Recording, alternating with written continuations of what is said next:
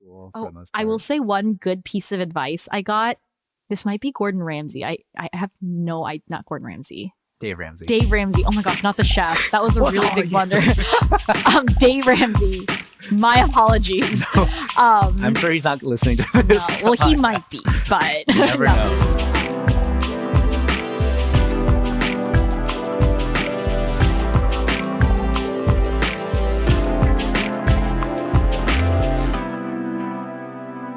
Hey everyone, welcome to the B-Sides. I'm Eric, your host, and today for our guest we have Carolina Ham. Hey Carolina. Hi, Eric. So to start off our talk, I was wondering if you had any specific hot take.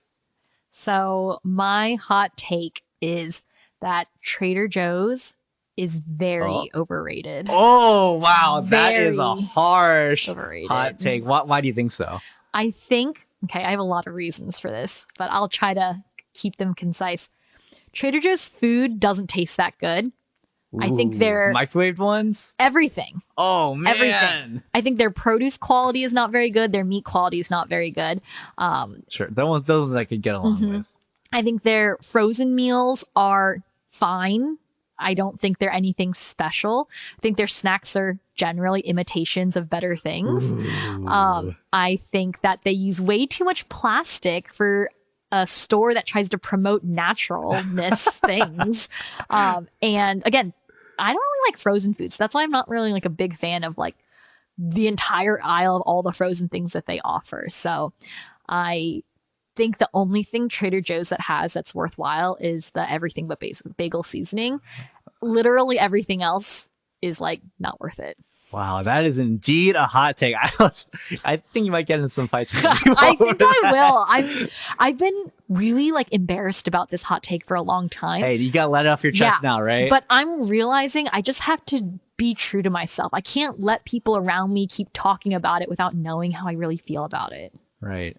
And I also hear you secretly love IU, but you say that you hate her. Oh, yes. I do secretly kind of like her, but I'm very outwardly saying I hate her because she's just like too cute and too good at singing. Like, who can be that it's perfect, so right? annoying Yeah, that she's so good. You know what? I feel you. Yeah. Thanks, Carolina. So I've heard you recently got into crocheting. Is that right? Yes. Oh my gosh. That was one of the things I was wondering if I was going to talk about because it's something I'm so excited about Yeah. these days. How'd you get into it? So I've always kind of been into it since I was young. Like I remember being in elementary school and my mom showing me how to crochet. I don't remember how it came about other than maybe I just asked or something. So it started there and I made like a couple of like easy scarves or something like that. And then I kind of forgot about it for like so many years. And then just like as of this past summer, I was looking through social media and I was thinking about it again. And then the algorithm obviously kept working. Yeah. So all of my feed just became more crochet things. And then I started making a few things that I really like and it exploded. And now all I do in my free time is crochet or knit. What's the difference between knitting and crocheting? So crocheting is one hook. Knitting is two needles. Okay. So people say that crocheting is actually, it's highly debated in the stitching community, but I think crocheting is easier because you're just manipulating like one loop at a time on your hook versus when you have two needles, you have like a multitude of loops to work with, which I find to be more complicated. But that's the main difference. But I do both. I dabble between the two, although my preference is crochet.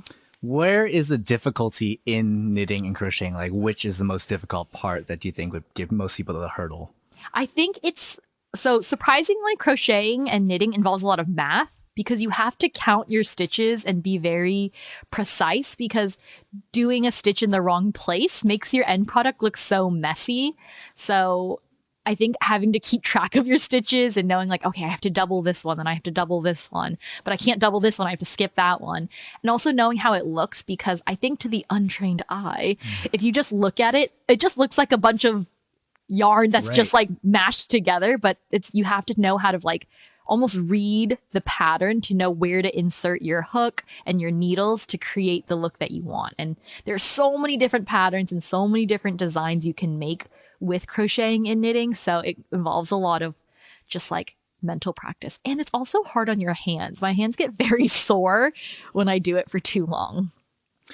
Do you think that's really something that can only be learned from experience? And do you think over time that's just been something you've been able to grow in? Or is that, were you really methodical to begin with and able to like get that knowledge base before even starting? Yeah, I did. I definitely think I was able to gather a lot of knowledge beforehand. I watched a lot of YouTube videos and I watched a lot of Insta Reels and things like that to kind of see how they generally would, even down to how they hold their yarn and their hooks. But at a certain extent, I think anything that involves motor skills, you just need to do it with repetition and repetition to find what's comfortable for you. Same goes for sports and, other things that involve moving your body. You just have to do it to find out, what works for your body. And then you get into the muscle memory of it all. Do you think you're normally this methodical in pretty much every other Yes. aspect of your life? Extremely Okay, so. good. I am very type A. I love following directions. I love having a plan to do everything in life. I am not what they say flexible. Does that mean you're a better baker than you are a chef? That surprisingly is not true. I do like baking and I think it's fine. I just don't like sweet things very much, so I'm not like really into baking. But with cooking, I surprisingly don't follow recipes that much. But I also think I'm just overconfident in thinking, oh, it'll come out fine. And I would say like 75% of the time it does come out just fine. Has there been any exercises where you've kind of had to let go of that methodical mindset and kind of be a little bit more spontaneous? Or do you think you're really just okay kind of just being methodical for pretty much everything that you do? I would say dating and being married, like incorporating another human being into your life means you have to be okay with being flexible and spontaneous.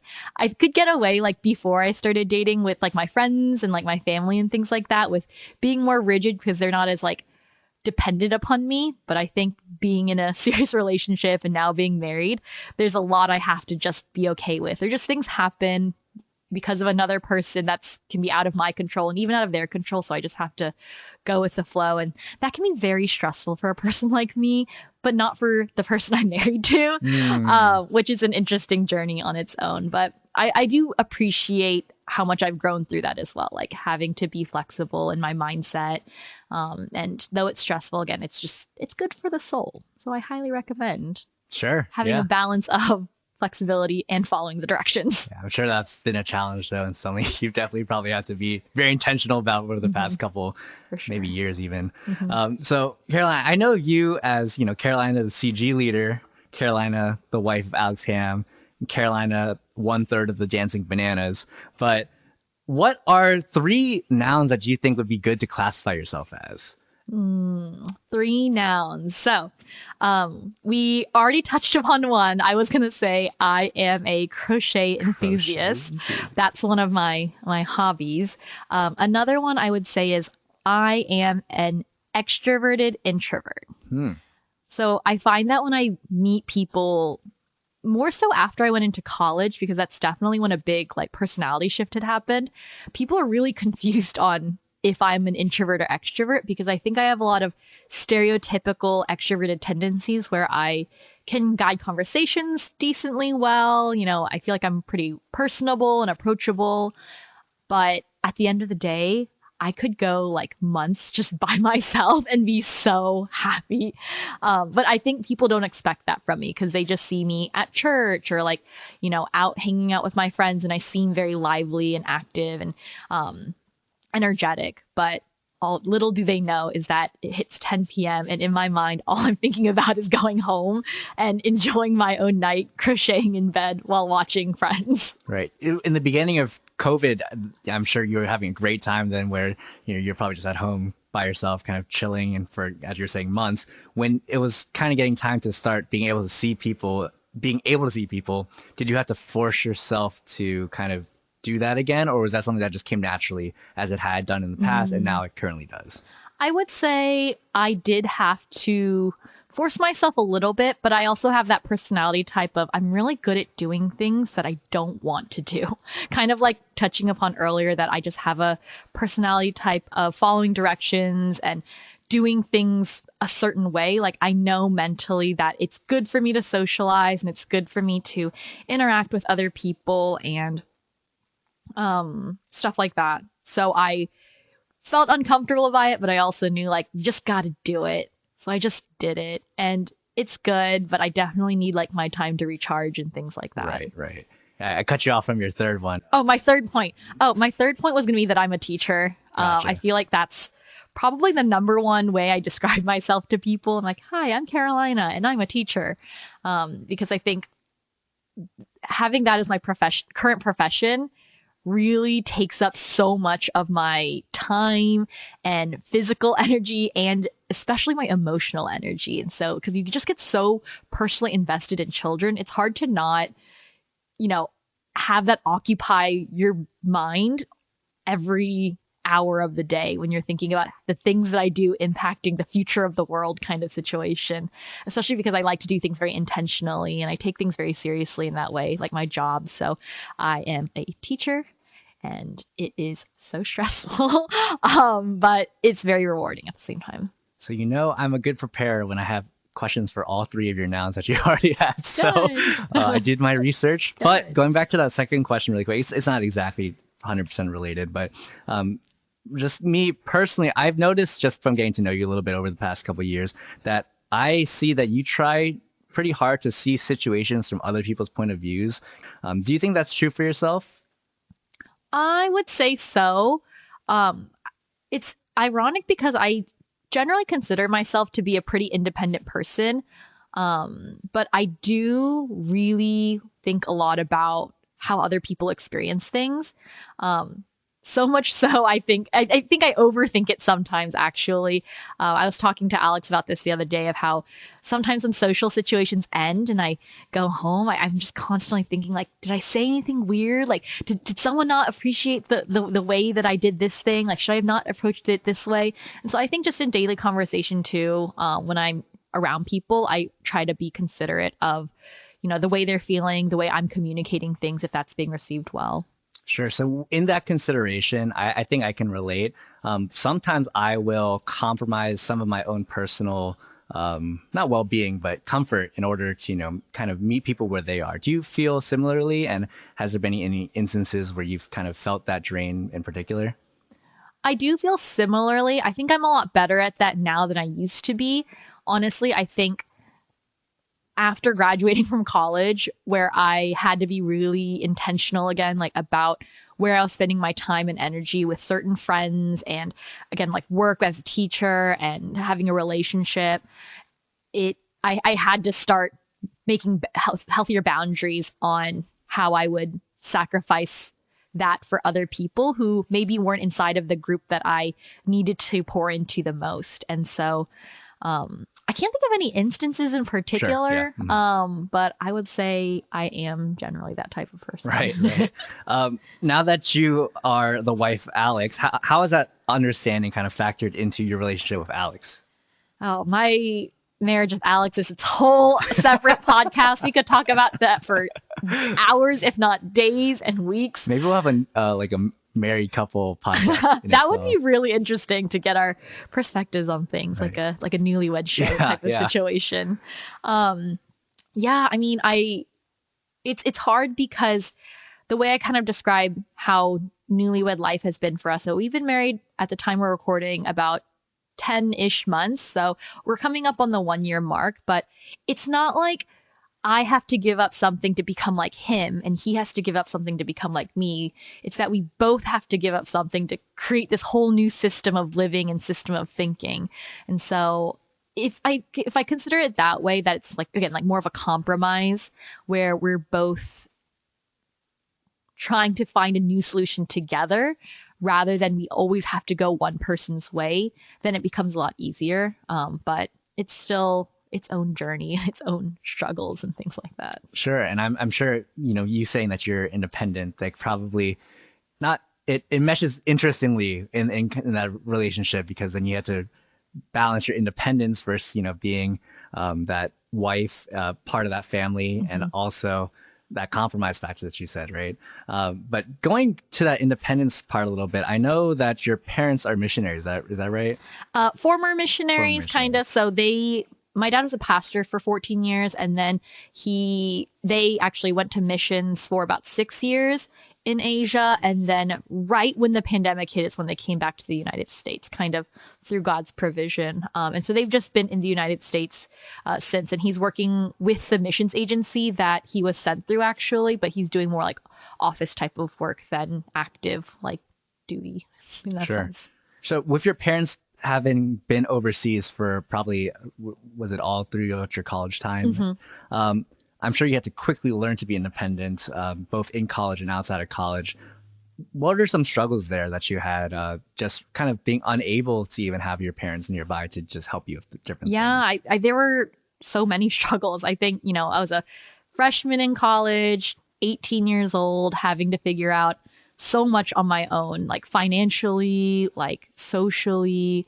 The biggest struggle, like that comes to mind, is just the loneliness that, like, oh, everyone's going home for break. Like, where am I going to go? And luckily, I had so many like great friends that were willing to take me in and like let me stay with their families for breaks and stuff like that. But it always hits with that like twinge of sadness when you see them with their family and you just wish that you were with your own. And so I think there was like overcoming that loneliness. And so a big idea that followed me throughout my college years spiritually was that our true home is not here. It's not in this home that I lived in with my parents. It's not with my friends here in college or the dorm I'm living in. Like, my true home is in heaven. And no matter where I go, there's always going to be that sense of, is this really where I'm supposed to be? Am I with my true family?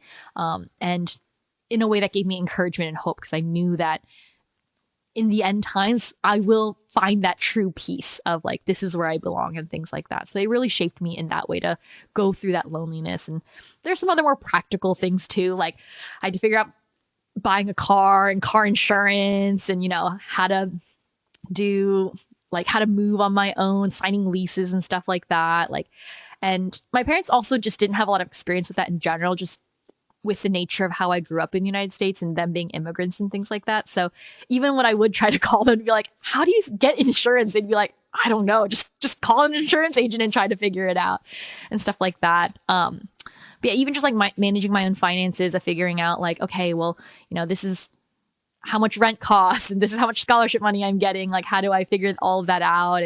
And missionaries aren't as financially stable as some would hope they would be, which is okay because God provides always in all the ways. But having to manage some of those things on my own is really hard too. But I think it gave me a lot of good management skills now, where in the season that I'm at, to be able to be very strategic with how I manage, not just like finances, but like things just like, again, the documents that come with being an adult and of like car titles and, again, insurance. Insurance is so annoying. Like, I still don't completely understand it. Like, deductibles and premiums and what covers what and stuff like that. But I did have to learn those skills quite fast, which makes me not intimidated of it now, where I realize some of my peers who are getting into those things now, like buying homes or like getting their own cars and things like that. Like, they're just now figuring out what those things look like. And I feel more comfortable approaching it. And I'm like, oh, it's okay. You just call them and tell them you don't know what you're doing. And then they're more than happy to help you with that and stuff like that. What were some tools or resources you were able to use to like kind of gain that knowledge? So I know you have a pretty, you're pretty into personal finance as in general. Is that something that you're able to learn through, or is that something that was mostly experience? I watched a lot of YouTube. I love YouTube. It is. She get a sponsor. Yes.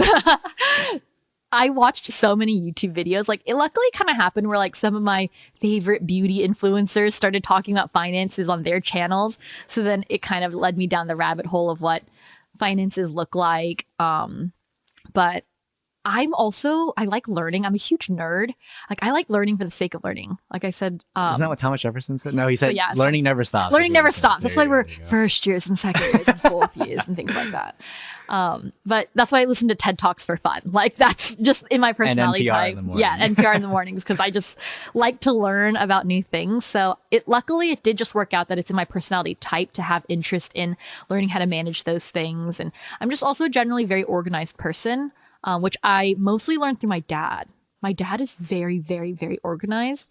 And just him being the pastor of a really small church, I had to help him with a lot of like day-to-day tasks and things like that. Like, he would take me to the church office with him and I would help him organize the church directory. And like through that, I just kind of developed a mind for staying organized and things like that. And so just like leading into adulthood, I never thought there was any other way you should live your life. Like, of course you need to file these things alphabetically. Like, what other system is there? How else could you do it? How could you not do that? How could you not? Like, when I see people just have like stacks of paper on their table and it's not like organized in a certain place, I'm like, why not? Like, I literally can't comprehend why it's not organized, because that's just how my mind naturally works. Right.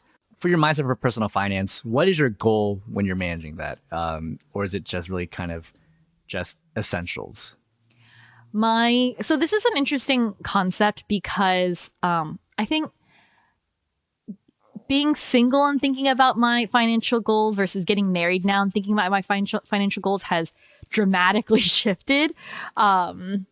So I would say Alex and I are still in the zone of kind of figuring out what our financial goals are, with like thinking about when we want to have kids or thinking about when we would want to move our house and things like that. Things that require a lot of intentionality in how you're going to be managing your money on a daily basis even. And so right now we're just kind of adjusting to how the other person spends their money to figure out how we can manage it and figure out where it goes. But we have a lot of financial blessing in our life right now. So we do have the freedom to be able to choose our goals a little bit more freely in that sense. So we are taking it a little bit easier. We're not super rigid or anything like that. Surprisingly, I'm not very rigid in that.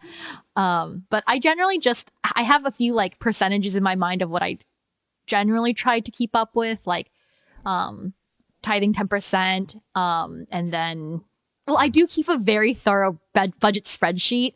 And I have my general like outlines of what I'm trying to do. I always set aside like maybe a third or so for savings. What I'm saving for, we're still figuring it out, but I do like the idea of saving just for the sake of saving. At least you have something when you need to, right? Yes. Yep. And things like that. I have definitely always been very savings conscious, like just throughout my entire life. I grew up financially a bit unstable, so I think that's where that comes from. But I do like saving money for the sake of saving money, because I'm always worried that there's going to be a day where I need to use it. That's great. But we are eventually thinking about reaching a certain threshold with our savings account, which isn't a high yield savings account right now. And then how we can start investing any extra money we decide to save for whatever future things. But investment is its own future world that's really scary to me and I would like to get into, but I just don't know that I'm ready for it right now. Right. Is there any specific tidbits of information you would like our audience to know about personal finances, being so well versed as yourself? Oh, I would not say I'm very well versed. I feel like I know like the bare minimum. I have seen some more personal finance like classes come up on my Instagram feed, which is like my sign. I'm like, maybe I should take one of these classes so I have more information. But no, I don't think I have any tips per se, other than I think everything I assume is common sense. Sure. But it's probably not. It's probably not. Which is what I'm realizing. We don't really learn finances besides by ourselves during school for the most part. I will say one good piece of advice I got. This might be Gordon Ramsay. I have not Gordon Ramsay. Dave Ramsay. Dave Ramsay. Oh my gosh, not the chef. That was a really big blunder. Dave Ramsay. My apologies. No, I'm sure he's not listening to this. No. Well, he might be, but you never know. Is that don't let your money tell you, or you should tell your money where to go. Don't let your money tell you. So that it just being very intentional in knowing where every dollar goes, rather than just letting it be and seeing what you have. Yeah, that's awesome. Dave Ramsey is a great resource. So switching back to kind of that your own independence, how do your relationships with your friendships and as a wife again factor into that independence as a whole? Do you feel like it's kind of separate entities, or do you think they kind of work together? Both. I would say generally like me being a very independent person can be helpful in the sense that I feel like I'm very self-sustaining. I'm very self-motivated. I don't quote unquote need a lot of people support encouragement in that sense. Side note with like even love languages, words of affirmation is probably on the bottom. Like I really don't need people to tell me I'm doing a good job for me to just keep doing a good job in that sense. But it has definitely bitten me in the butt several times where I'm so independent. I will have moments of feeling really overwhelmed or feeling really stressed out and not letting people in to support me and take care of me and things like that. It's even like funny story with when Alex and I first got married and we're adjusting to living together. I would we had talked about the household responsibilities before we got married, just so we were at like a good understanding, so we wouldn't run into arguments and things like that. And so the understanding was more that like I would take care of certain like most general household chores, mostly because I really enjoy cleaning, and Alex would take care of the dishes and things like that. And so after like a couple of months of marriage, I got really stressed out one day where I was like, oh, well, I have work and then I come home and I have to run this errand and then I have to do the laundry and I have to tidy up the kitchen. And I was started getting really like passively angry at him. And then one day, like I kind of exploded and I told him that I was mad about him not picking up more of the household duties. And he was like, well, why didn't you just ask me? Mm-hmm. And I was like, oh my gosh, you're right. I can just ask you. That's the relationship. It didn't occur to me that I could just ask him. But then upon further conversation, we realized that it really hurts me to have to even ask because I'm so independent. I have such a level of pride within me that asking for help feels like almost damaging in a way. Sure, yeah. And so that's like in my romantic relationship. And so even in my like, platonic friendships, I think my friends even get frustrated with me sometimes because they want to be there for me, but it's almost like I don't allow them. Another funny story is that when I was in college, I have a very particular way of doing my laundry. I don't like when other people touch my clothes because I fold it very strategically. You do it right. Yeah, I'm very proud of the way I do laundry. I'm very good at folding it. Crisp lines, no wrinkles. You don't need an iron if you fold your laundry right out of the dryer and you do it right. Anyway, so again, stressed out season of my life. I was doing laundry. My friend comes in. She's like, oh, like Jean, which is my middle name. That's what my friends call me. Like, can I help you do your laundry? Like, can I help you fold it? And I was like, no, don't touch my laundry. But she's like, but you're stressed out. Like, why can't I help you? And I'm like, no, you're not going to do it right.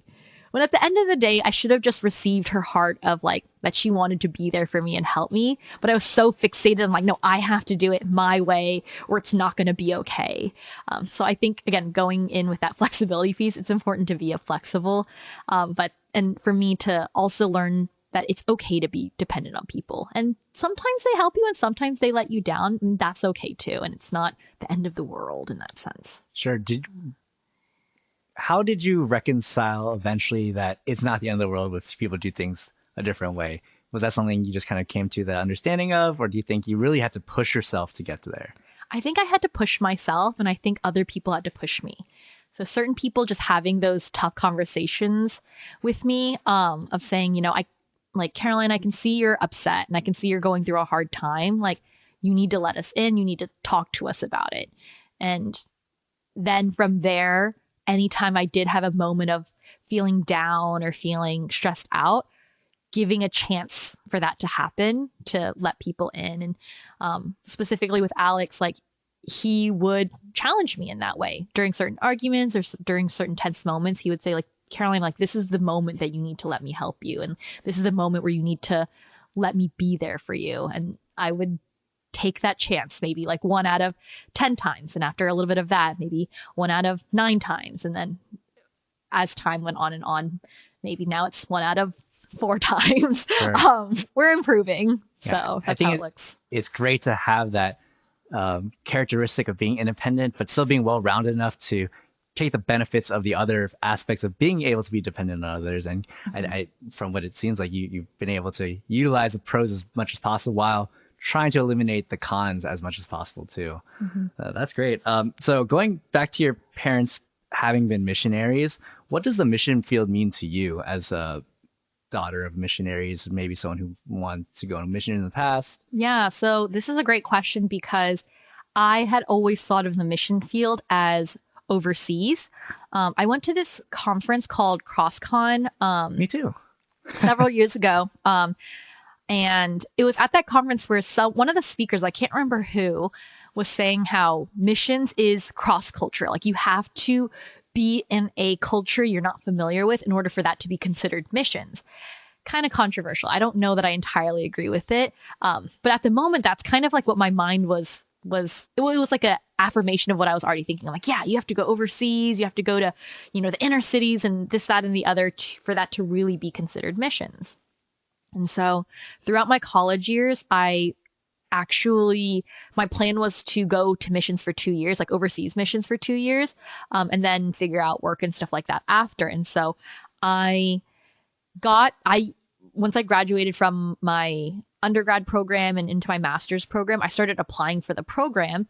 And there were a few complications and a few things that happened, all by God's will and God's design, honestly. But it was through all of those signs, I was unable to go, and I moved up to Northern Virginia. And no offense to anybody listening, I really did not want to move here. Like moving to Northern Virginia was like literally the bottom of the list. Like I'm like, I would go anywhere in the world but Northern Virginia. And that again can be its own separate story. But again, through God's hands and through Alex Ham, I found myself in Northern Virginia, a bit begrudgingly, I will admit. But I found my heart softening the more I got to know people in this area, and just a few interactions I had that made me realize that, this too is a missions field. Sure.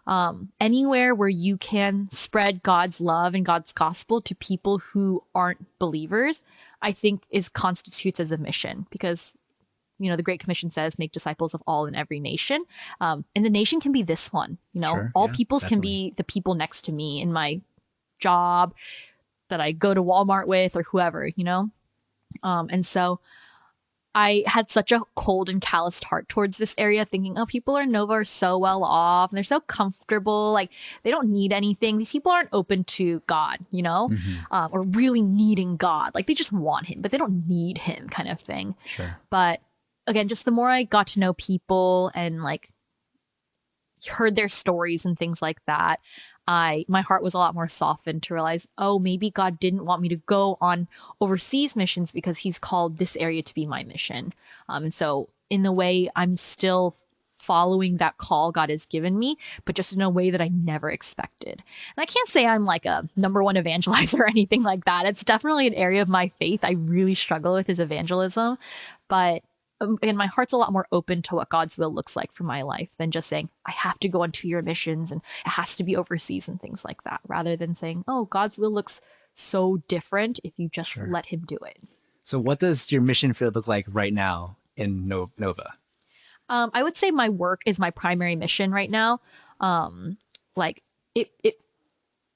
try to do my best to love my coworkers specifically. I think with like loving the students, like I just try to show the grace of Jesus and the grace of God and just my interactions with them, because I can't really preach the gospel to Loudoun County public school students, I think I'd be put on the news for that and probably fired. But just in the ways that I love them, that when they make mistakes, I show them that there is grace. I show them that I don't hold it against them and that there are new chances every day. And that unconditional love. And then with my coworkers, I just try to make it normal that I go to church and that Jesus is a part of my life, and try to talk about what God means to me in more casual ways, because it's hard to find the time to really sit down and be like, this is the gospel. Jesus died for your sins. You're a sinner, But I remember even like one of them was having some health problems. And so like in our group chat, I had like texted her like, hey, like I'm praying for you. Like if you need anything, like just let me know. And she like really appreciated that. And then a funny instance is I accidentally sent my CG prayer request to my coworker group chat with my team, which is so awkward because a little embarrassing. Yeah. I mean, luckily none of the prayer requests are like particularly deep or like particularly like intimate or like super invasion of privacy or anything like that. But, one of my coworkers approached me the next day at work and they're like, oh, like I saw that you sent like prayer requests for like your Bible study group. Like, can I get in on that? Like, can Oh you pray for wow, me? Like, yeah. it's just like little instances like that, just for them to have a more positive disposition towards what faith looks like. And then maybe one day God will provide a avenue for which I will be like, this is what Jesus does for you and did for you. Sure. But I also think God will make it very obvious when that time comes. Gotcha. Do you find it difficult when you first started working to kind of have that Christianity be public facing at work, or do you think it's something you're kind of just okay with? I would say it was easier because I was really blessed to have another coworker. She goes to ODPC actually, who is like more vocal than I am. Right. Yeah. So, and she's just like such a great person. Like she's so bright and encouraging and positive, and like people have such a like a great like she has such a good reputation that like for her like talking about faith, like I think people view it very positively. So I just kind of like scooched under that umbrella next to her. And that made me a lot more comfortable. And she's like about 12 years older, so I really view her in this like older sister figure. And so like sometimes at the end of the day we would like she would come into my room or I would go into her room and we would talk about faith and we would talk about what it's like to be a Christian in the workplace and what we did at church and things like that. And I think just having someone at work that I could talk about those things with and then go to our other coworkers and again, just keep having that be a part of our daily conversation was nice because I would talk about like, yeah, I had a Bible study last night and blah, blah, blah. And then she'd be like, oh yeah, like I did too, blah, blah, blah. And it just became like a natural part of our daily conversations and our coworkers knew that we went to church on Sundays and that we had Bible studies on Thursdays and Friday and things like that. Yeah. Do you think you're satisfied with how your mission field it looks like right now, or would you want to kind of push even further now? Now that you've kind of been a Nova for a little bit, and now you're a little bit settled, and now that you've been married for a year. Yeah, I would definitely be open to other methods of doing missions and Sure. evangelizing. I'm actually in this weird in between zone right now where I'm most likely going to be leaving the profession of teaching. Oh, wow. I've been doing a lot of job searching and a lot of networking and asking around and things like that, which is very, very, very bittersweet. But I think it's because with teaching, like it consumes so much of my emotion and it consumes so much of my time that I don't feel like right now I can effectively do a lot of extracurricular volunteer missions Right. opportunities and things like that. But I think my hope is that switching to a different job hopefully alleviates some of that emotional stress that I'm experiencing on the daily to open my heart to being able to do some of those other things. Right. What do you wish as a church we could be doing a little bit better in terms of the mission field? I wish we had more missions opportunities. And I know that's hard with like the pandemic and things like that. But I know that we have like maybe one like Mexico missions. like missions we're like Right. overseas cross-cultural missions opportunity every year. And I wish there was like maybe like one summer one fall one that people could be a part of. I really wanted to go to the Mexico one this past summer, but that coincidentally fell during my honeymoon week. You're right. And I think I was still glorifying God and during my honeymoon, Sure. enjoying the, you know, this commitment of weather. marriage and Right, things like right, that. yeah. But I would love for there to be future opportunities to do that because, you know, and Alex and I do talk about it that just because I didn't go overseas back, you know, a couple years ago doesn't mean that I'm not going to be called to go, you know, in the near future, Right. things like that. And I think that happens with there being more opportunities at church, cross-culturally.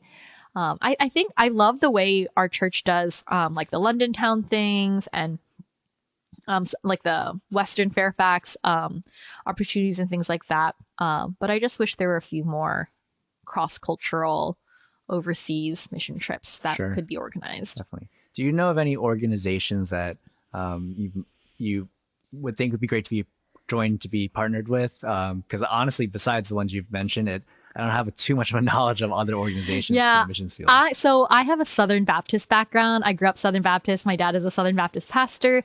He does missions through a Southern Baptist organization. Is that the CK? That is SBCA? or CKC. That is something separate. That is a gotcha. Southern Baptist convention for Gotcha. Korean pastors. But what was I going to say? The organizations. Oh, yes. So my dad was sent through missions through International Mission Board. So David Platt used to be the Okay. president of that Yep. organization, and they're under a larger organization called NAMB, North American Mission Board. And so it's funny because my dad's always like, go on missions, like go through IMB. And I'm like, Appa, I'm a Presbyterian now. Like, I don't know if I can go to, Southern Baptist missions and things like that. So I am not familiar, honestly, through the Presbyterian Church, what organizations there Sure. are, because I don't know if it works that way. I don't know if Right. we Might be can overarching. cross denominationally partner with other organizations and things like that. If we could, I could find some connections somehow. But I don't think that is Sure. something Sure. that'll happen. So then, for people who would want to kind of increase their visibility into the mission field, how would you say they should kind of take next steps if they're just someone like me or you? Yeah, I would say doing your own research into missions organizations, because those are going to be usually safer. Safety is a big thing. Like, I know some people are just so on fire for God, they just want to go to North Korea and just start preaching, but there are security issues Right. that should be Yeah. factored in. Like, even for my parents, they did missions in Asia, is as best as I can disclose. And so there were some security issues, but luckily having a established organization gave them certain protocols to follow that could keep them safe and keep the organization safe with like certain information and things like that. And so I'd say doing your research of like certain organizations and asking yourself if you really are committed on having to follow your denomination through those missions opportunities, because even though like I think the International Mission Board, like IMB, even though it's a Southern Baptist organization, like I do think they accept short-term volunteers that might not be of the Southern Baptist denomination, as long as you are a member of a evangelical church or something like that. So I would say do your research if you are comfortable with doing those things like more on your own. Otherwise, our church has missionary partners. Like honestly, like reaching out to those partners and asking like, do you need volunteers? Like, do you know anyone who needs volunteers? Do you not need volunteers? Do you need supplies? What can we Sure. send you? Like what can we do for you? And the most common answer is praying for them. Sure, definitely. Yeah. Like, I honestly think it doesn't get enough credit. Right. Like, just praying for your missionaries, because it's so hard. It's so hard. It's so lonely. Like, the amount of loneliness I felt being in the United States that my parents was still, I think, so small compared to the loneliness they felt being Right. overseas in a foreign culture and things like that. So prayer is a big one. How important was financial aid for your parents, and do you think in general for missionaries, and how do you think we could be better supporting that? So this is also kind of a by organizational basis, Sure. because the International Mission Boards sends career missionaries, which my dad was because he went for a long period of time. They fully financially support their career missionaries, so they don't actually have to raise any external funding. But I know not all missions organizations are like that. They do need to raise their own funding, and that's why they have to do like X amount of church, visitations and certain drives and fundraisers and things like that. So I think that heavily depends on what organization you're going through. So for my dad, luckily he was able to go through one that offered full health insurance benefits and, stable income. Not the, he was not rolling around in money or anything Sure, like that, yeah, but yeah. it's such a blessing to not have to like have it be a burden that you have to go to a Right. church and essentially just like plead for money and things like You that. could just do your ministry. Yeah, you could just do your ministry. And I personally actually still donate to International Mission Board just because I'm so thankful for the work that they do. And so knowing that money I support with will eventually become financial support for other missionaries and things like that. But I'd say like, I was talking about this with my friends. Money doesn't buy happiness, but money buys a sure lot of other things. Like Toothbrushes. yeah, like toothbrushes or like, I don't just like, even like your missionary's favorite snacks and things like that. Like those little comforts like mean so much. But I think really like listening to that call of like love offerings whenever you're able to give would really mean a lot to them, I would think. Yeah, especially for me, because some people separately financially supported my parents, like gave to them. And it didn't just help like them on the mission field, it helped their children too. Like it helped them support my brother and I being in the States, and like knowing that like supporting someone's family, like so some missionaries might support their family, like their children and things like that. So it goes so much wider than people might think. Do you know how your parents dealt with that isolation while they're in Asia? I'm sure they didn't just deal with it, right? I'm sure they had outlets. So they had like a member care team with of just like mental health specialists and things like that. So that they had met with a couple of times. It's a big blessing that they are married and that they went, because you automatically have like someone to talk to Sure, about yeah, your definitely. problems and things like that. But honestly, it was, I think that calling home a lot was really helpful for them. So I'm really, really, really close to my parents.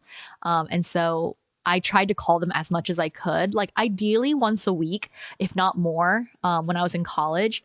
And so I think calling home to talk to them and like being like honest and open with them, like they're crying, I'm crying, and things like that, was really helpful for them to be able to, release that stress and that burden and things like that. So I think that helped them a lot. It also helped that they were not too far from Korea, and they have lots of family in Sure, Korea. So yeah. they were able, and because of visa reasons, they had to leave the country every 3 months Yeah, to renew their visa and come back in. So they could just conveniently go to Korea and see their family and come back. So I think that helped a lot too. sure, sure. So when dialoguing then with missionaries, what do you think would be a good way to kind of um, go be more intentional with that besides just saying hi and doing different things? Are there any things we could be doing besides just being kind of not one kind of like a two-dimensional relationship? How do we make that more of like a real relationship between us and the missionaries that we support? Hmm, Tough question. that's a tough question. That's a really tough question. Yeah, Honestly, I don't really know, because my missionaries were like built into my sure, right, parental right. Yeah, relationship. So yeah, it's very natural for yeah. me to It's a be little able different to for you. do that. And I can't say that I've really gone the extra mile for other missionaries, other than giving them like sending a nice message or something like that, or donating to a care package or something like that. So I don't say I have a good answer for that, No worries. other than always just tell them you're praying for Right, them right. and tell, Prayer, yeah, supplies, financial aid. yeah, tell them what you're praying for too. Don't just be like, Definitely. I'm praying for you, but be like, I'm praying for your kids and that they are able to find a good international school. I'm praying for that person that you've been evangelizing to and discipling. Like, I think it would probably, I would think, based on my parents, mean a lot to know that like people are reading the newsletter updates and like really thinking about them and praying over them. Yeah, definitely. Hey, um, thanks, Carolina. So when you, uh, I know you said you're probably trying to transition out of teaching, but uh, I mean, teaching has been such a big part of your life for the past, Mm-hmm. at least 8 years. I'm just going to guess. What made you originally want to become a teacher? I don't have a memory of ever wanting to do anything else. Like I'm a nerd, so I like school. Right. So then I'm like, wow, I could just stay in school. Like this is great. Um, I I like the idea of teaching and people learning and benefiting from what I teach. So it's a bit self-centered in that way. I love kids. I think that's the most obvious teacher answer you Sure, can get. definitely. If you Um, don't love kids, that's a little yeah, bit no, for sure. If you love kids, why didn't you become like a pediatric, or right. a pediatrician or something like that? I'm like, oh no, I don't like medicine though. So it's that combination of I love kids. I think they're so cute. I think they're so innocent. I think they're so wonderful, and I love that they can make all the mistakes in the world and learn from it. Once you turn 18, your time to make mistakes is over. But especially because I teach elementary school, like 10 years and younger, like for example, I had one of my students like cheat in class the other day. She used a calculator on her Apple Watch, which wow, the fact that they have Apple Watches now and can do that is crazy. That's crazy. But like I caught her and she was like, I obviously like called her out for it. I pulled her aside and talked to her about it, and she was like bawling in tears over it. But it's that moment where I look at her, I'm like, this is your learning experience. Like this is your Right. chance to do better. And like that just is so rewarding and it's so fulfilling. That it's kept me going for Sure. as long as I have. I'm in my fourth year of teaching right now. Um, but it is emotionally wearing at the same Right. time Right. because you're investing so much into 25 little ones every single day. I think it says something about the state of teaching in America right now that for someone who was as invested as you were for your entire life, even you are having second thoughts about Mm-hmm. this being something that you can continue doing for the future, right? Mm-hmm. So, what do you think are some root causes behind that? And do you think that's something that we as individuals can help change? Or is that something that really is mostly societal that's almost out of our control? Yeah, I think there's some like systemic roots and Hmm. causes behind it that no ordinary person can just, try to rally behind. I think there are some people who are really into policy making and policy changing, I think, need to step forward with Right, those things. right. And I can't say that I'm one of those people. Policy is not something God has called me to Yeah, do in this current season of my life, and probably not for a while. But yeah, I think there's some systemic things such as this idea that you can always make teachers do more without compensating at all. And not just financial compensation, but just like in terms of having other assistant teachers sure. or having certain curriculum materials. Because when you have a passion job like that, like people know and like the higher ups know you're going to do the work no Yeah. matter what. Hmm. Like even though you don't get any of the extra stuff, they know you love the kids. Like how can you not if you're a teacher? And they're just going to keep paying you the same amount. They're going to give Sure. you the same amount of resources and things like that. And I think that's really frustrating. And that's why for me personally, I try to set pretty strict boundaries on only working contract hours because Right. legally that is all I am paid to do. Right. But other teachers work like an exorbitant amount of hours outside of their contract hours. If that's something they enjoy doing, that's fine. But I also think it gives the teachers a bad rap who want to just keep those boundaries and make sure things are being treated as fairly as they are, and things like that. So I would say that's like overall a main cause of me personally wanting to leave Hmm. because I don't see that system changing anytime soon, especially Hmm. because like every single year that I've been there, there's always something new to do and less time to do it. Sure. So Yeah. before you were boxing in your time, how many hours would you say you would be working a week during the school year? Oh, I've gotten so good this year. I think this year I'm putting in, give me a second to calculate it.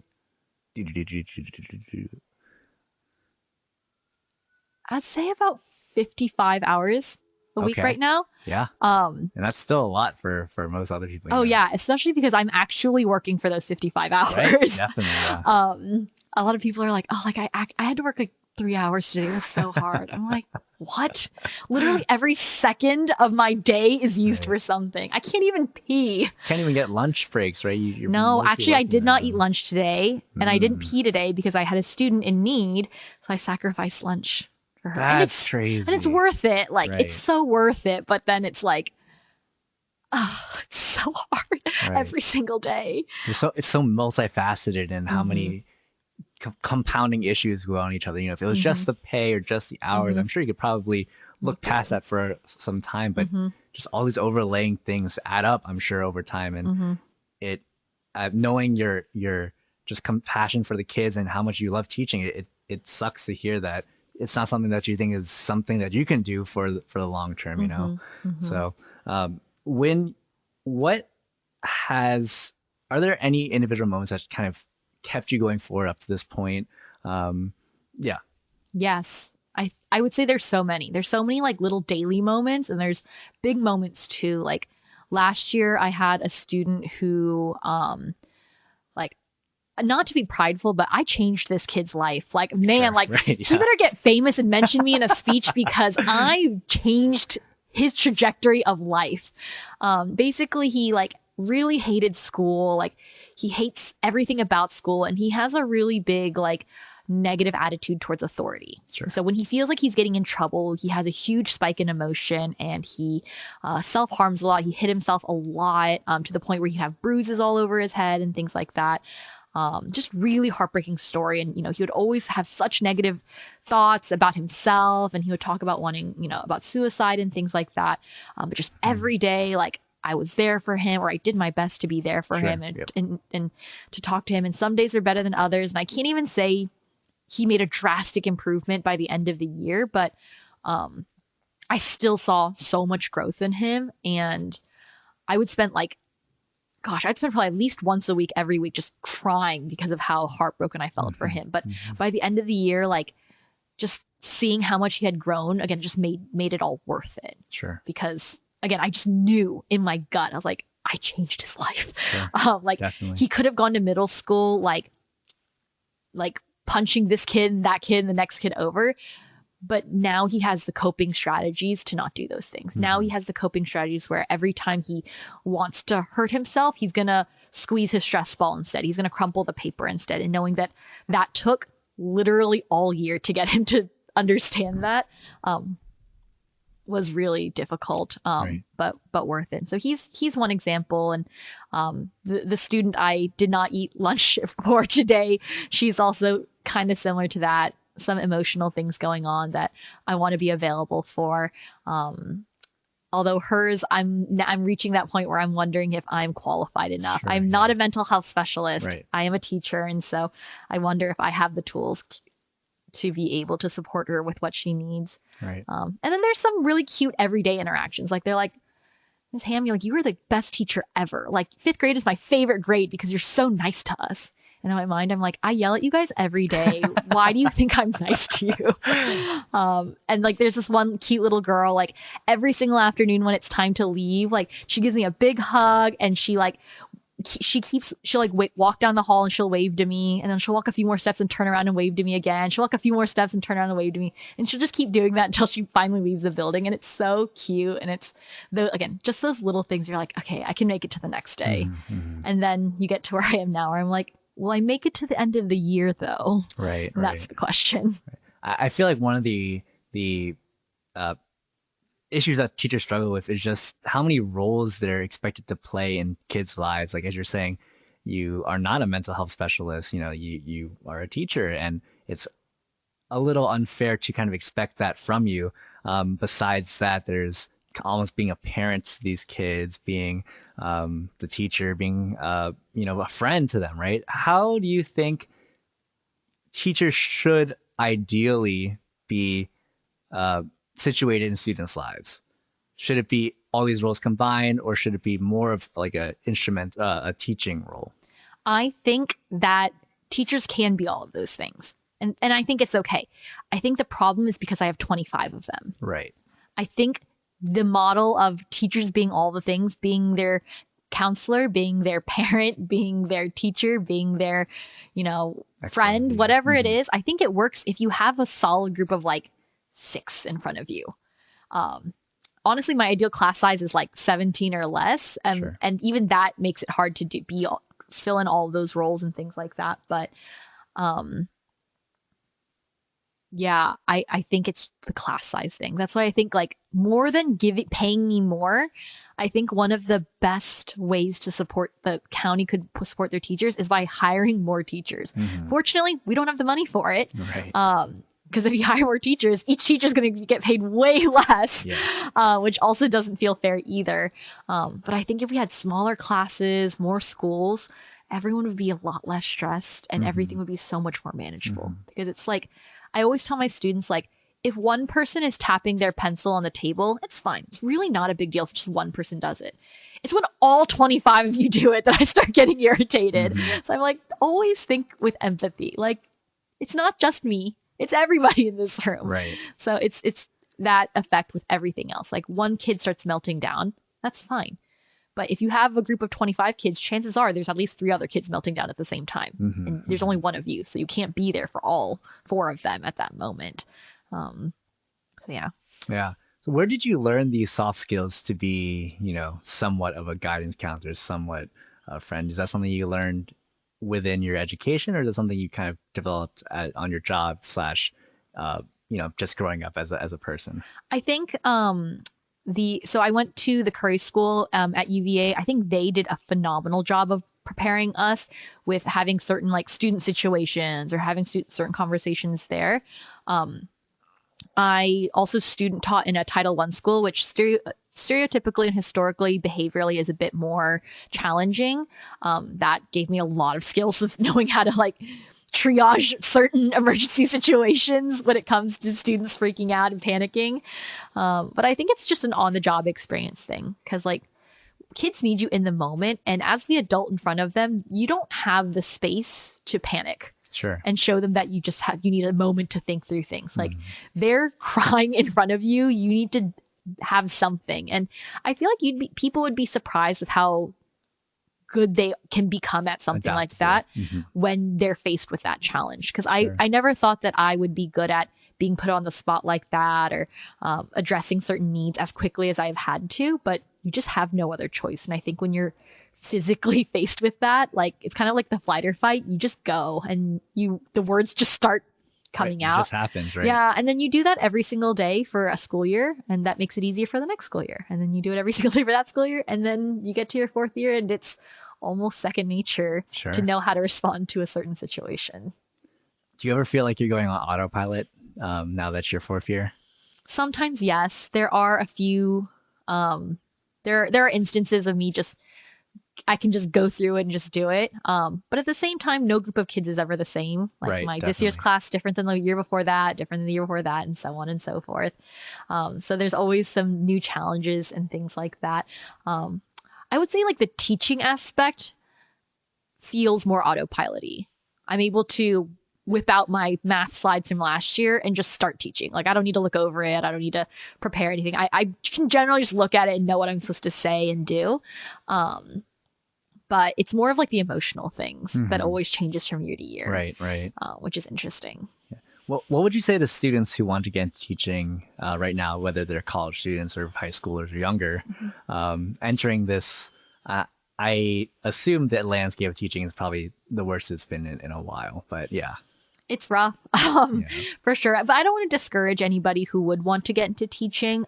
It's a very unique field, and some people are cut out for it for life, and some people are cut out for it for a temporary time, and that's okay. I think with most careers in life, you don't need to look at it as like this is the rest of my life. I'm not allowed to choose anything else. And I think for me, I've obeyed God's calling in my life to do this for the amount of time that I felt I could. And now it's time to move on from it based on what I want out of my lifestyle and out of my personal satisfaction, fulfillment in society.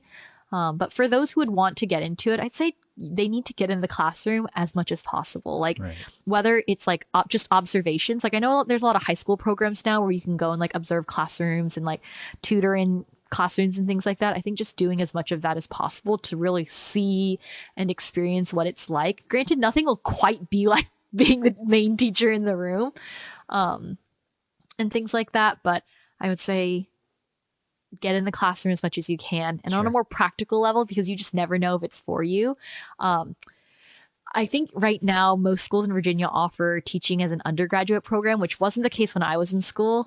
Teaching was only a master's program. Didn't know that. Yeah, so it's again its own whole story and things like that. But basically, it was good when I was in school because when you have a master's in teaching, puts you on a different pay scale just for a little bit of extra schooling. But now you have to do you can do it as an undergraduate degree, which you get out of it faster, yes, but you're on a different pay scale because it's a bachelor's degree. So there's pros and cons. So I would say for your bachelor's degree, do something that's not teaching so that you can fall back on. So that if it doesn't work out, you have something else that, kind of works in your favor and stuff like that. And then do the master's program in teaching, the 1-year master's. That way it's still kind of the 5-year situation. And you have the master's degree that kind of puts you on that next scale up. But you also have something else to kind of fall back on should things not be in that might be the lifelong path for you. Definitely. What do you think is your next steps in your mind right now? I'm looking. I honestly don't have a clear idea. I've been talking to a lot of people individually about what they do to just see if it would fit me, because I honestly have never thought about anything except for teaching throughout my college years or anything. So I have no idea. Like I've been asking people, what do consultants really do? Like I genuinely don't understand what consultants do. I'm like, do you just tell people what you know? Like, I don't get it. And I've looked into like project management, but I'm like, what is project management? Like, do you just tell people what to do? Like, it's just like things like It's a that. whole Like, new world. yeah, I just don't understand like what these fancy job titles mean, and like what does that realistically look like, and things like that. So just some like concrete answers. Like some fields I'm looking at are like HR, with like recruiting. I feel like I'm pretty personable that could maybe be good at that. I've looked into some project management stuff because I feel like I use a lot of project management skills in teaching. And then I'm also looking at instructional design. So I'm just asking around right now. Pretty broad. Do you have a due date for yourself when you kind of want to have a decision? I would like to have done a few interviews by the time the school year ends in June. Oh, wow. Yeah. And I'm not going to set an ambitious goal of like needing to have a job Sure. by the time the school year ends to know what I'll do by the end of the summer, basically. But I'd like to have at least done a few interviews to feel comfortable so that after the school year ends, I'm going on vacation for a couple weeks, but that when I'm back from my vacation, I'd be able to, really pour in a lot to finding something solid by the end of the year. Sure, sure. So to cap off this teaching section, where do you see teaching and schooling heading over the next decade? That's really a good question. I don't think there's going to be a magical pill that you can eat and you just learn everything. I don't think that's where we're headed. I think virtual reality is going to come into education. I don't know when, but I do have a hunch that that's like the next cool like teaching tool. Yeah. If that's going to look like teachers teaching virtually, I have no idea. But I do think that's kind of the next step. And then more on a pessimistic note, I feel like the gap's going to get wider of like the kids who have access to certain opportunities will make greater strides towards those. And the kids who don't, like it'll be even harder for them and things like that. Was that something you kind of got a glimpse of because of COVID? Yeah, COVID for sure. Like I mean, I teach in a pretty like upper middle class school district. They're like generally pretty well off, but there are a few that don't fall within those income brackets that I could see that having two working parents, and not just like regular 9 to 5 working parents, but like parents who have to work odd hours and things like that, to support their family, like how that really limits their access to certain things. Like whether it's like tutoring or like extracurricular activities and things like that. And again, the gap just gets wider and wider every year, which is sad, but I do see things continually heading in that direction. Do you know of any way that you could think of that could help reverse that? Or is that kind of, again, a policy thing that we don't really have control over? I think that's a policy thing, mostly because I, off the top of my head, or even just like with the few moments I've dedicated to thinking about it, like can't think of anything other than systematically, like things just need to change. Yeah. For one, which is pretty controversial, I don't think there should be gifted education in elementary school. Yeah. Yeah. I think gifted education works in like middle school and upward. But there are even like studies that have shown that students who are in gifted education programs in elementary school, like it's not correlated with any certain type of outcome when they graduate from college. They're not at any better of a place necessarily than kids who don't take gifted classes in elementary school. So I think gifted classes should just be done away with so that kids don't have this sense of superiority, because those kids that are in those gifted classes tend to they have a huge chip on their shoulder. They know they're all that and then some, and it makes the kids who aren't in those programs feel even worse. They're like, oh, I'm not a smart kid. Like I can't do it because I'm not in those classes. I don't get to do the fun, cool projects that they do. So I just feel like you just do away with those and just let them start competing in middle school onward. Give them the same education, at least up to the point, right? Yeah, definitely. Thanks for that. That's teaching is such a big hot button issue these days. It's tough to know like what the next steps are, especially since as you both know, neither of us are policymakers. We don't really know. I don't even know who makes the changes for schools. It's the superintendent, the principal, Department of Education. Oh, don't get me started on the Department of Education. We are not happy with that. Oh, Jay, okay. No, yeah, it is crazy and it's a lot. And I mean, I I think about for the future, maybe I'll go back to teaching. I really don't know, because something I was talking to my friends who work in corporate about, they're like, Carolina, you have to realize when you're in corporate, like, you're not going to have that feeling. Like, you're not going to go to bed at night realizing you made a difference in the Satisfaction. world. You know, like, Right. you're going to go to bed realizing you're a cog in a machine and you just Yeah. have to get stuff done. And you have to be okay with that. And I'm like, Well, that's demoralizing. okay. Oh.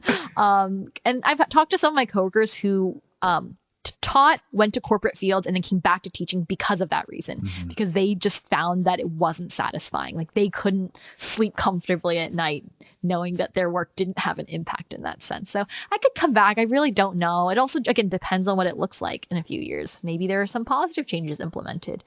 Who knows? But for my current season of life, I do want to try something new. Gotcha. Well, I'm looking forward to what those next steps are. It's going to be definitely very interesting. See the next couple of years for you. But we like to end these podcast interviews talking about someone who's played an important role in your Christian walk. So do you have someone in mind who's kind of been with you over the past years and has really made an impact on you in your faith? There are so many people, I would say, really close to me that have really made a huge impact in my life spiritually. There's like my parents, and there's my friends. And then I'll give the long answer to the love of my life, Alex. Okay. I will say he really made such an impact on my spiritual life. And it's a bit cheesy to talk about, I'll say. But I would say it's even a challenge to people who are in like serious Christian relationships. Like, if your significant other does not challenge you to grow in your faith, like I'm not saying break up or anything like that, but just consider it. Or find ways that you can challenge each other. Not saying you have to change necessarily, but what are your spiritual strengths and what are their spiritual strengths? Because for Alex and I, like, spiritually, we have such different strengths. And we're very different people in general. Yeah. And so that translates into our spiritual lives, that he has his spiritual strengths. He's incredibly relational. Alex understands grace like no one I've ever met before. Like, that we are broken people and God loves all people, and that no one of us is greater than another person. Like, we are all just sinners in God's eyes. And there's so much grace for us and love for us. And again, he's just so good at making people feel comfortable in that. And he's so relational. And I'm not as relational as he is. He's definitely the strong E in that way. He loves to be around people. And I struggle a lot with showing grace, I think, sometimes, and feeling socially, spiritually connected to people in my community and things like that. I would say I have more strengths in like spiritual disciplines. Like, I very good at like the whole reading the Bible and doing the QT and doing the Bible studies and things like that. And so we really, like, I think, challenged the other person in viewing like his faith and my faith as different and compatible, rather than one person has a stronger faith than the other person. Because I used to, in my hardened heart, think that, oh, you have to do your faith the way I do it for you to be a holy person. But I think Alex has really shown me that holiness is only achieved truly by God. And the rest of us are just striving to, to do our best in the world. And we all show it in different ways. And that's the beauty of God, that he has gifted each and every single one of us with different parts of his heart and different parts of his character. And so it's good to be able to live life with someone so different from me. Because I think even like as we lead CG together, I think our CG members are able to see hopefully a slightly more like holistic image of who God is in that sense. If Alex brings those strengths and I bring those strengths to the table. Is there an example within recently where you think you would have acted differently before having been married versus now because of that, grace that Alex has been able to kind of impart to you in terms of his knowledge? Yeah. I would say even my friends notice it, the way I even respond towards them with certain situations. If they make a life decision that I don't agree with, I think the college Carolina would have been like hard rebuke. Like, Do you know what you're doing? Like, I don't think that's God glorifying. Do you realize how that's going to affect you? Like, really tough love type of stuff. Like, Right. and it was rooted from a good place, and I'll stand by that. But I also think the delivery of it wasn't one that communicated like care and love, because sometimes when someone's going through a hard time and you communicate with harshness, even if you have good intentions, they're not going to receive your intention. Right. They're just going to receive the harshness because they already know that it's not right or hard or whatever it is. And so I realized like sometimes they need you to be there to comfort them. They need you to be there to remind them over and over again of the simple things. Because I used to think, oh, like I need to have this cool theological answer. Oh, well, in the Bible, God did this, and so it meant this, and that's the reason why you're experiencing this, and the decision you make is this. Rather than just sitting with them and being like, hey, God loves you. And let's just try again. And like, I feel like that's the approach like Alex takes with people a lot of times. Instead of giving a very lofty theological answer, he just sits with people and he like acknowledges them. And I've been trying to do that a lot more in my friendships and things like that. Through some of the things that they have gone through. And even with, honestly, like myself personally, I'm very hard on myself. And so I've been trying to show myself grace the way that Alex shows me grace. And in turn, the way God shows me grace in that sense. Sure.